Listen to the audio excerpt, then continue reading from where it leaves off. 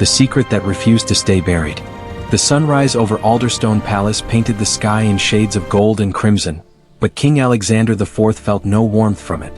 For the first time since wearing the crown, he felt afraid. Not of enemies, not of politics, not of losing power, but of losing truth. The envelope in his hand felt heavier than the crown itself. Inside were documents that had arrived 3 nights ago, delivered by his most trusted advisor, Lord Harrington, with words that still echoed in his mind. "Your Majesty, this will change everything." Alexander had ruled for only 3 years after the passing of his mother, Queen Eleanor, the most beloved monarch in the nation's history. The people had slowly accepted his wife, Queen Isabella, after years of controversy surrounding their relationship. They called it the greatest love story of the century. But love, Alexander was learning, could sometimes hide shadows. And shadows could destroy kingdoms. The investigation had started as a routine financial audit of palace charities. At first, nothing seemed unusual. Then came small inconsistencies. Then missing signatures. Then hidden offshore accounts. And then names, transactions, encrypted communications. And finally, proof. The documents suggested that for nearly 20 years, someone very close to the throne had been secretly leaking private royal information to powerful international interests. And every path led back to Queen Isabella. Alexander had not slept in 3 nights. He walked slowly through the Rose Court, the same garden where he had proposed to Isabella 30 years ago. The same garden where she had promised, "I will protect you. Always." His hands trembled, because now he had evidence suggesting she had done the opposite. The evidence showed payments from foreign corporations, secret consultancy contracts, encrypted communications during times of national crisis, and worst of all, private family moments turned into transactions. Moments involving their son Prince Adrian, their daughter Princess Eliza, even details about Queen Eleanor's final illness. Alexander felt sick every time he read that part, not because of the money, but because of the trust. He entered the Blue Council chamber. Isabella was already there, smiling, radiant, calm. The same woman he had loved since they were both 23. "Alexander," she said softly, "you look exhausted." He couldn't speak at first. He simply placed the envelope on the table. "I need you to tell me the truth," he said. Her smile faded. She opened the documents, and for the first time in 3 decades, she looked afraid. "I can explain," she whispered. The most dangerous sentence in history. At first she tried to frame it as consulting work, cultural advisory roles, media insight contracts, international diplomacy networking. But Alexander had already read everything. He slid another document across the table. Payment dates, information leak timelines, security brief overlaps. Her hands started shaking. "It started small," she said finally. "When we were young, when the palace didn't trust me, when everyone thought I wasn't good enough for you." Alexander said nothing. "Someone approached me. They wanted harmless social information, public mood insights, court traditions. And you said yes," he said quietly. "I thought it was nothing," she whispered. Then came more requests. More money, more pressure, then blackmail, then fear, then a trap she couldn't escape. Or maybe, didn't try hard enough to escape. "I tried to stop," she cried. "But they had everything. Private letters, old recordings, secrets from before we married. They said they would destroy you." Alexander closed his eyes. Because the worst part wasn't the betrayal. It was that he believed she loved him when she made those choices. "Why didn't you tell me?" he asked. She couldn't answer. And silence was the loudest confession. That afternoon, the Imperial Council was summoned. The most powerful advisors in the empire gathered. Legal experts, security chiefs, foreign policy ministers. The verdict was brutal. If exposed publicly, it could collapse alliances, destroy trust in the monarchy, trigger global political consequences. And Queen Isabella could face criminal investigation. Alexander sat alone that night in the throne room. He stared at the crown and whispered, "What matters more? Or duty?" Because tomorrow, he would make the announcement, the one that would define his reign forever. The palace press hall had never felt this heavy. Not during wars, not during abdications, not even during the funeral of Queen Eleanor. But today, fear lived in the air. Rows of cameras stood like silent judges. Red recording lights blinked like warning signals. Journalists whispered in low voices, each one sensing that history was about to split into before and after. Outside the palace gates, thousands of citizens had gathered. Some waved royal flags. Others held protest signs. Many simply stood in silence, waiting to understand if the institution they had trusted their entire lives was about to collapse. Inside a private preparation chamber, King Alexander IV stood alone. He adjusted his cufflinks slowly, carefully, the same way his mother had taught him before his first public speech at age 16. When you feel afraid, Queen Eleanor had once told him, focus on small movements. They remind you that you are still in control. But today, control felt like an illusion. On the table beside him sat two folders. One contained the official speech written by palace advisors, safe, controlled, neutral.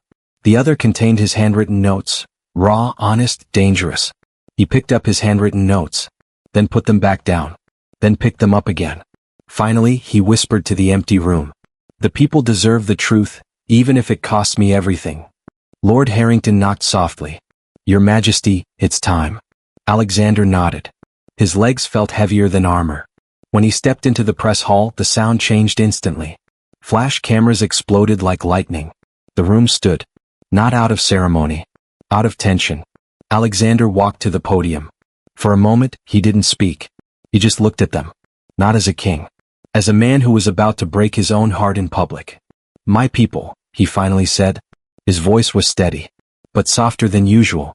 Today, I speak not only as your king, but as a husband, a father, and a man who has learned how heavy truth can be. The room froze. He continued, for generations this monarchy has asked you for trust. Today, I must earn it again. Some journalists stopped typing. They sensed something bigger than a political statement. An internal review of royal financial and security processes has uncovered serious concerns. No names yet, but the room already knew. As a result, Her Majesty Queen Isabella will step back from all public royal duties while independent authorities conduct a full review. Gasp. Actual audible gasps. Outside, the crowd began shouting. Phones lit up across the world. Breaking news banners appeared on every network. Inside, Alexander forced himself to continue. This decision was not made lightly. And it was not made quickly. He paused, then added, but it was made, because truth must never fear power. The speech lasted only 8 minutes. But historians would later call it the 8 minutes that changed the empire. Inside the royal residence wing, Prince Adrian watched the speech alone. He didn't move, didn't blink, didn't speak. When the broadcast ended, he simply turned off the screen and sat in silence for nearly an hour. Princess Eliza watched from her charity office. Halfway through the speech, she sent staff home, then locked the door, then cried where no cameras could see her. Queen Isabella watched from a private sitting room. By the time Alexander finished speaking, she already knew. Her life as she knew it was over. Within hours, stock markets reacted. Political leaders issued statements. Allied nations requested briefings. Opposition parties demanded investigations. The entire world leaned forward, waiting for the next move. That night, the palace felt colder than winter. Staff walked quieter. Doors closed softer. Conversations stopped when footsteps approached. Alexander stood alone in the throne gallery. Portraits of past monarchs stared down at him. Kings who faced wars. Queens who survived revolutions. Rulers who lost everything. For the first time, he understood them. Not as history, but as people. He whispered to the empty hall. I hope I made the right choice. No one answered. But deep down, he knew something terrifying. There was no right choice anymore. Only consequences. At midnight, he received a message from Isabella. Just 3 words. I am sorry. He stared at the message for a long time, then placed the phone face down, because if he read it again, he might stop being king and start being just a husband who wanted his wife back. But tomorrow, investigations would begin. Lawyers would arrive. The council would demand answers. And the world would want details. The announcement was only the beginning. The truth was still coming. And truth never whispers. It arrives like thunder. The rain began before sunrise. Soft at first, then heavier, then relentless. By morning, Alderstone Palace looked like it was standing inside a gray ocean of sky and water. Inside the private West Wing, Queen Isabella sat alone in a room she had once loved. Now, it felt like a waiting room for judgment. For 3 days she had not stepped outside. Not because she wasn't allowed, but because she didn't know who she was anymore. Queen, wife, mother, mistake. On the small table in front of her sat a camera. A simple one. No palace seal. No official press logo. Because this was not a royal speech. This was a confession. Across the room stood two legal advisors, one communications advisor and Lord Harrington. None of them spoke. Because none of them knew what words could fix this. Isabella picked up the printed statement. Then slowly lowered it. I can't read someone else's truth, Father, Mother, she said quietly. I have to say my own. The camera light turned red. Recording. History began again. My name is Isabella Renee Marlowe, she said. Not Queen Isabella. Not Her Majesty. Just her name. And that alone made the statement more powerful than any royal speech in 50 years. I made choices that hurt the people I love. She paused. Her voice shook. But she didn't stop. For many years, I was afraid. Afraid I didn't belong. Afraid I would always be seen as an outsider. Afraid that if I lost everything, I would have nothing left. She explained how it started. Not with greed, but insecurity. Being watched. Being judged. Being told she would never be accepted. Then came the offers. Small requests at first. Public mood insights. Cultural interpretations. Social expectations. Nothing classified. Nothing illegal. At least, that's what she told herself.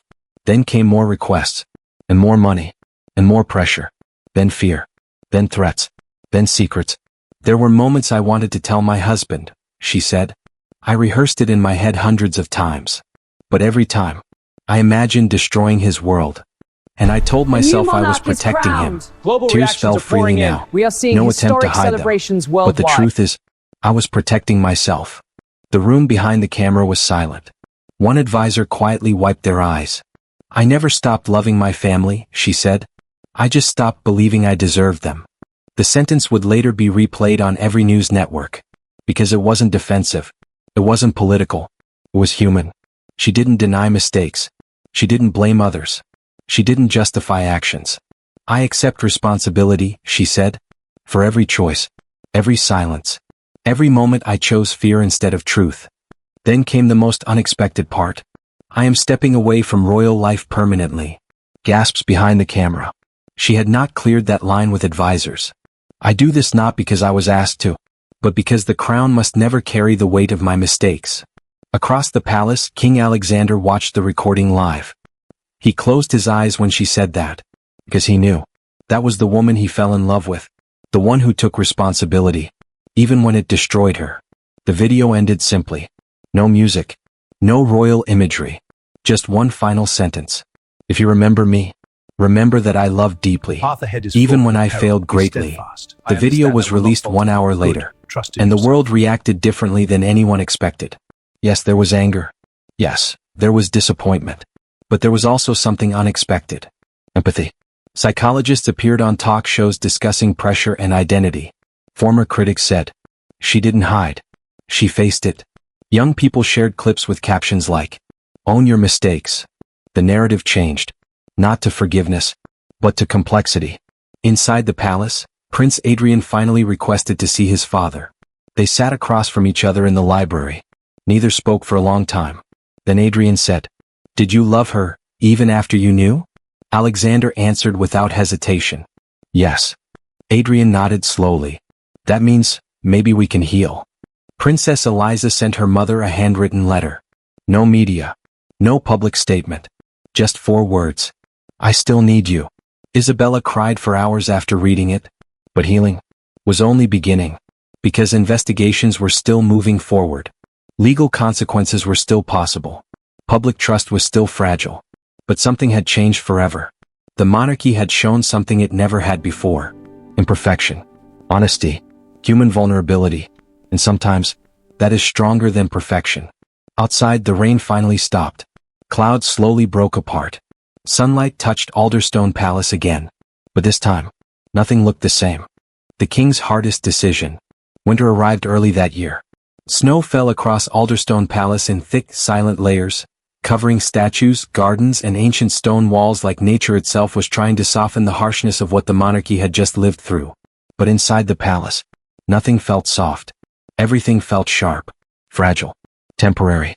6 weeks had passed since Queen Isabella's confession video. 6 weeks of investigations. 6 weeks of legal reviews. 6 weeks of global headlines that refused to move on. The monarchy was still standing. But barely. King Alexander had aged in those 6 weeks. Not physically alone, but in the way he carried himself. Slower steps. Longer silences. Eyes that no longer searched rooms, but studied them carefully. Like a man who had learned that trust was never guaranteed. In the private council chamber, the final legal briefing was about to begin. Around the long oak table sat the Attorney General, National Security Advisors, financial crime investigators, constitutional legal experts, and Lord Harrington, still the king's closest advisor. The room smelled faintly of paper, coffee, and tension. The lead investigator spoke first. Your Majesty, after reviewing 20 years of records, we have reached final conclusions. Alexander nodded once. Proceed. No evidence of foreign espionage coordination. The room exhaled slightly, but not fully. However, there is clear evidence of unauthorized consulting payments, failure to report financial conflicts, and sharing of non-classified but sensitive internal information. The Attorney General leaned forward.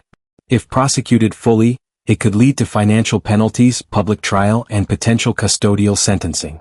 The word sentencing echoed like a gunshot. Alexander looked down at the table. Not because he was weak, but because leadership sometimes means hearing words you never imagined hearing about someone you loved. What would be the national impact of a public trial? He asked quietly. The communications director answered honestly. High risk, Your Majesty. Global media saturation. Political exploitation. Public trust damage. Possible destabilization of allied diplomatic confidence. And privately resolved consequences. Financial restitution. Permanent removal from royal public life. Independent monitoring. No public trial unless new evidence appears. Silence filled the room. The kind of silence where history waits for a decision. Lord Harrington spoke carefully. Your Majesty, this is no longer only a legal decision. This is about what kind of monarchy you want history to remember. The room waited. No one moved. Even the clock seemed quieter. Alexander stood slowly. He walked to the tall window overlooking the frozen palace gardens. Snow continued falling. Gentle. Quiet. Unstoppable. I once believed leadership meant being strong, he said without turning. But I have learned, real strength is choosing responsibility over emotion. He turned back. Eyes clear. Voice steady. Decision made. We will pursue private legal resolution. Murmurs of acknowledgement filled the room. But, he continued, raising his hand, let it be recorded that this decision is not protection. It is balance. Between justice and stability. The Attorney General nodded respectfully. Then Alexander added something no one expected.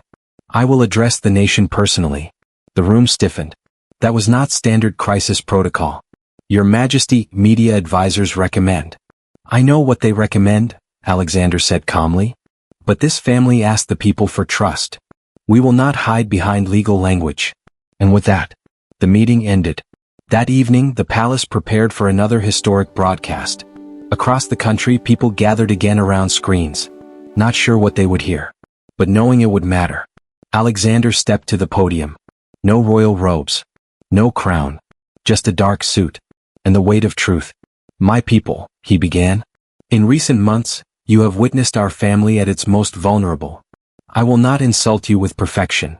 I will offer you honesty. He explained the investigation outcome. Clear. Direct. Transparent. Then came the final announcement. Former Queen Isabella will permanently step away from all royal duties and public titles. She will live privately.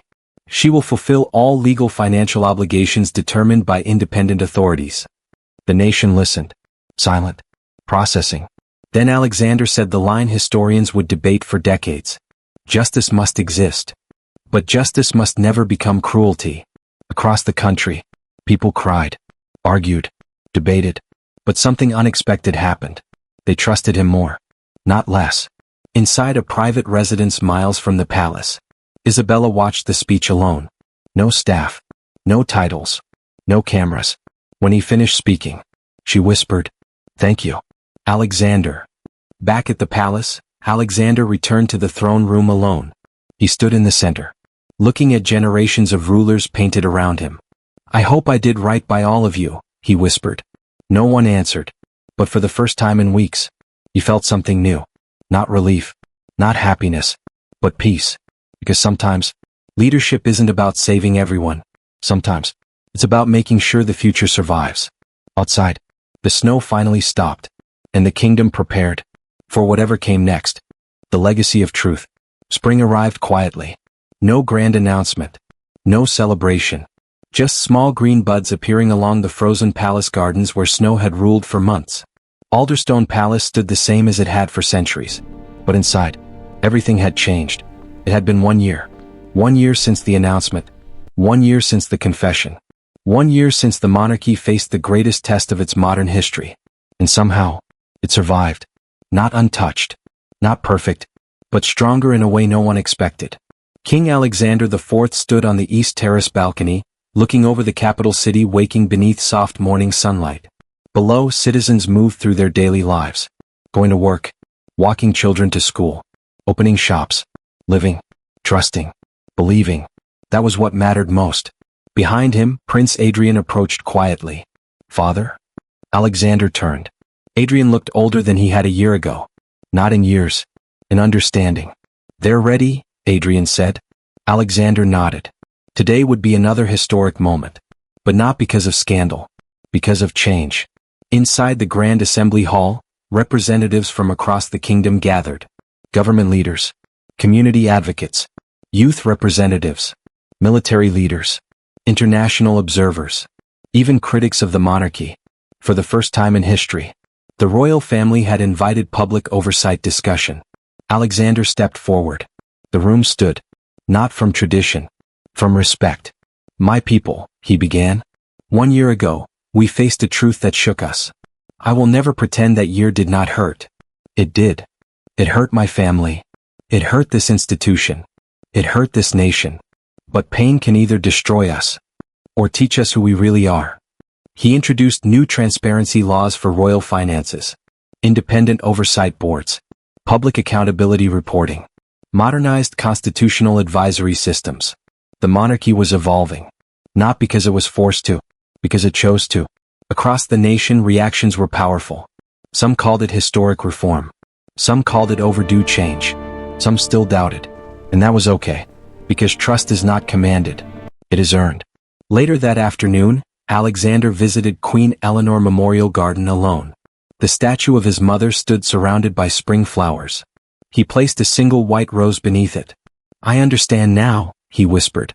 "You were never strong because you were perfect. You were strong because you carried truth, even when it hurt." Elsewhere, Isabella lived in a quiet countryside home. No guards in front. No royal symbols. No cameras. Just normal life. She volunteered quietly at literacy programs. Supported rural charities. Spoke to no media. Asked for no sympathy. One afternoon she received a letter. Handwritten. From Princess Eliza. Read. "I don't understand everything that happened. But I understand love. And I still love you." Isabella cried holding that letter. Not from sadness. From gratitude. Prince Adrian began preparing for future leadership. But he did something different. He traveled anonymously. Met citizens privately. Listened more than he spoke. Because he had learned something powerful. Titles create authority. But truth creates respect. That summer, King Alexander addressed the nation one final time on the anniversary of the crisis. "My people," he said. "We often think our greatest moments define us. But history shows something different. Our greatest mistakes are where our real legacy begins." He paused, then spoke the words that would define his reign forever. "We are not remembered for never falling. We are remembered for how we rise after truth finds us." Across the kingdom, people stood. In homes, in cafes, in streets, watching, listening, believing. Because for the first time in modern history, the monarchy didn't feel distant. It felt human. Years later, historians would write, King Alexander IV was not remembered as the king who avoided crisis. He was remembered as the king who chose truth, even when it broke his heart. And that became the foundation of a new era. The palace bells rang softly that evening. Not for celebration, not for warning, but as a reminder. Even the oldest institutions must sometimes face the hardest truths to build the strongest futures. End of story.